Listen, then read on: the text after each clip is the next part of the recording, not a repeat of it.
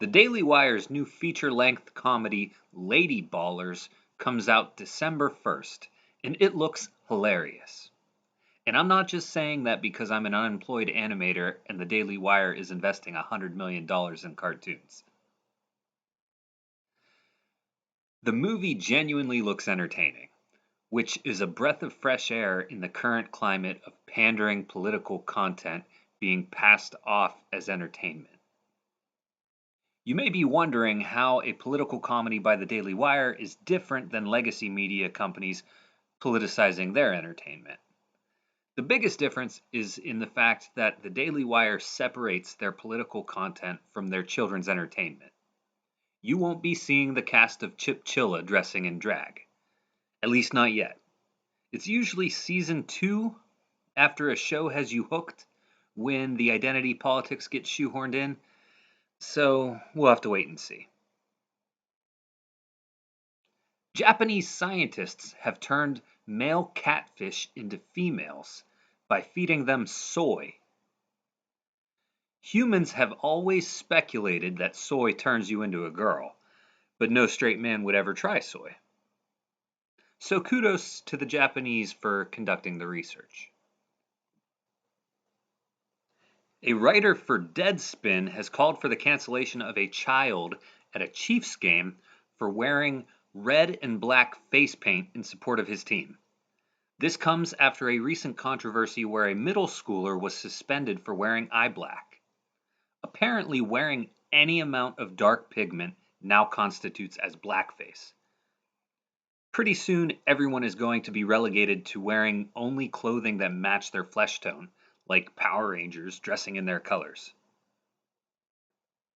In reality, no Native Americans were offended by this child's attire. However, fake Native American Liz Warren wants her headdress back. And Justin Trudeau wants his face paint.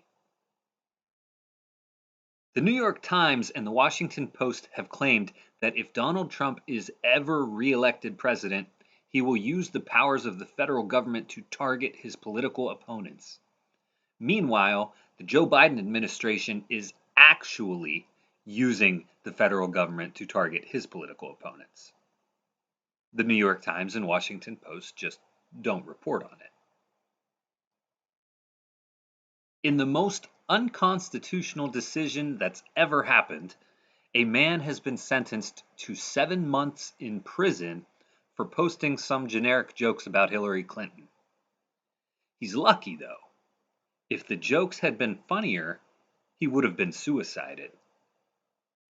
In response to crime in Ireland, the government has decided speaking out against crime now constitutes as hate speech. Much like in America, the most protected victim class is criminals.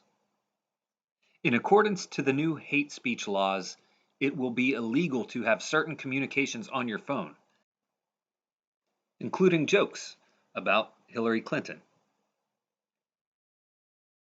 The Biden administration is working with social media platforms to counter what they consider misinformation.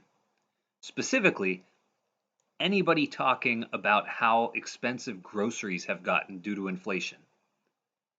So basically, at this point in time, blatant, obvious truths are considered misinformation. But don't be surprised, it's been that way since 2020. Twitter does not seem to be operating in conjunction with the administration. In a recent Thanksgiving post, PETA made claims that turkeys are better people than we are.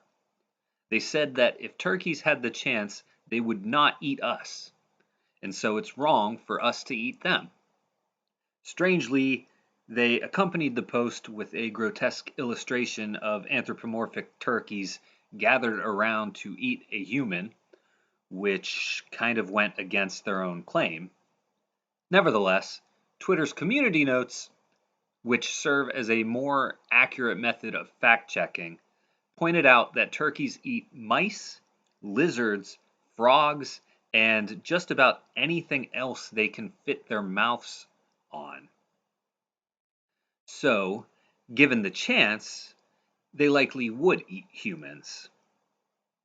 However, given the disgusting details of their diets, the fact check served as a better argument against eating turkey than PETA's initial claim.